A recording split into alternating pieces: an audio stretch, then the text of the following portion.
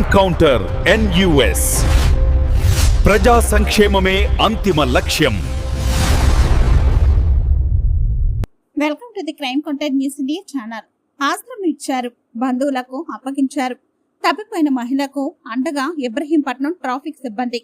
Traffic CA Krishna, SI లక్ష్మణ్లకు పలువురు అభినందనలు. తప్పిపోయిన మహిళకు ఇబ్రహీంపట్నం ట్రాఫిక్ సిబ్బంది ఆశ్రమం ఇచ్చారు. 2 రోజుల పాటు ఆమె అన్ని సదుపాయాలు కల్పించారు. ఆమె అడ్రస్ తెలుసుకుని బంధువులకు అప్పజెప్పారు. మహిళ పట్ల జాగ్రత్తలు తీసుకుని బంధువులకు అప్పజెప్పిన traffic CA Krishna, traffic SI Lakshman కు పలువురు అభినందనలు తెలిపారు. రాజధాని ప్రాంతంలో పనుల కోసం వచ్చిన తెలంగాణ రాష్ట్ర నాగర్ కర్నూలుకు చెందిన శ్యారనంద రేణుకదేవి వచ్చారు. మంగళగిరి మండలం కృష్ణయ్యపాలెం ప్రాంతంలో పనులు చేస్తున్న సమయంలో ఆమెతో కలిసి పనిచేస్తున్న ట్రాక్టర్ డ్రైవర్ వాటర్ కోసం వెళ్లిన సమయంలో ఆమె తప్పిపోయింది. దీనిపై మంగళగిరి పోలీసులు కేసు నమోదు చేశారు. దారి తెలియక ఆమె ఇబ్రహీంపట్నం చేరుకుంది. అటు ఇటు తిరుగుతున్న సమయంలో రేణుకదేవిని ట్రాఫిక్ పోలీసులు గుర్తించారు.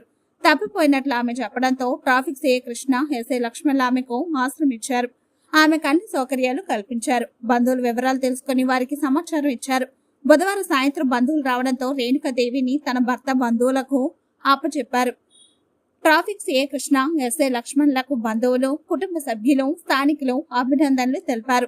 ట్రాఫిక్ ఎస్ఐ లక్ష్మణరావు ఇబ్రహీంపట్నం వచ్చిన తర్వాత సమర్థవంతమైన విధులు నిర్వహిస్తూ మతి స్థిమితం లేని వృద్ధులను, బిచ్చగాళ్లను ఇబ్రహీంపట్నం సర్కిల్ ఇన్స్పెక్టర్ ఏ చంద్రశేఖర్ ప్రమేయంతో మతి స్థిమితం లేని వారికి ఒక వాహనం ద్వారా విజయవాడ ఆశ్రమానికి తరలించారు.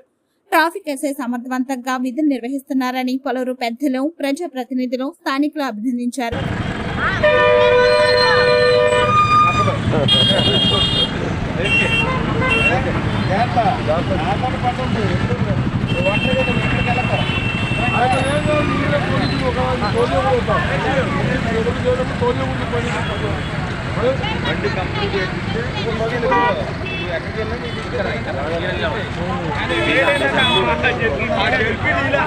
రేడియం జాకెట్ తీయలే, ఎంత దూరం పోయినా ఎడు తిరిగినా ఇక్కడ రేడియం జాకెట్ చెప్పండి.